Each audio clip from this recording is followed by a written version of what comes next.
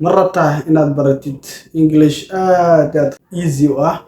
فلان مقال كاني ومقال كاجا كفايديسو أرداد beginner كا سلوك كلا توحن كدير قلنا إن شاء الله عشرة عن صوت دقايو إن يدير دا يسأران سيا يقوم النقدان أرداد كوجوليستي وحبرشة طبعا channel كدات كوحسوتها سبسكرايب سارو أديوران جوكت هنا لايك شير and comment مثلا إن شاء الله وحبردونا دي ليرادو vocabulary with sentences vocabulary وحال يرادا هو أري عصب أرياشة عصب أيام رمنا إن شاء الله إن نقلينو جملة أما أن كل اسمه جملة we just want to construct sentences using the vocabularies of the words that we have on the board and then let's continue inshallah and the word that we want to construct is abdicate abdicate is the vocabulary or the word that I was saying and then abdicate in Somali وحال يرادا وحاوي وشيء مركو قفو كتنازلايو أيوة وحال يرادا abdicate أما كحرت so for example you can say to resign abdicate وعندي كرنا to resign yes abdicate وحاوي to resign not to become not to become so وحاوي مرحلة أما قابك قفك وكديدي كرو إنه سنكمل نقول أيها هذا abdicate then we say abdicate وحاوي to resign not to become and then or not being we can also say not being of something. Yes, we can use this to the demonstration abdicate and sometimes we can say to resign not to become وحاول for example now you're a person حتى قفتها مركا وحات ربطة إن هذا نكمل نقولين وحياة السعودان أما مشرحة التهاي مشرح نمدي أيات كهرتي that's abdicate not being of something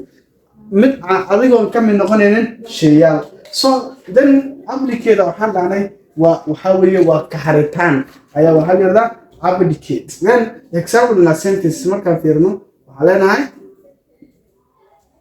example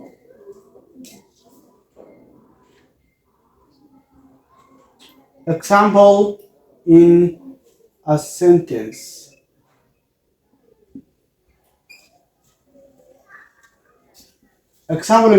we can say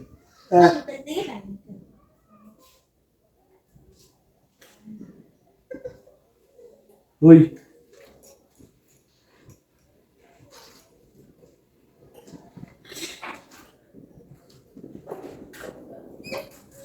the party leader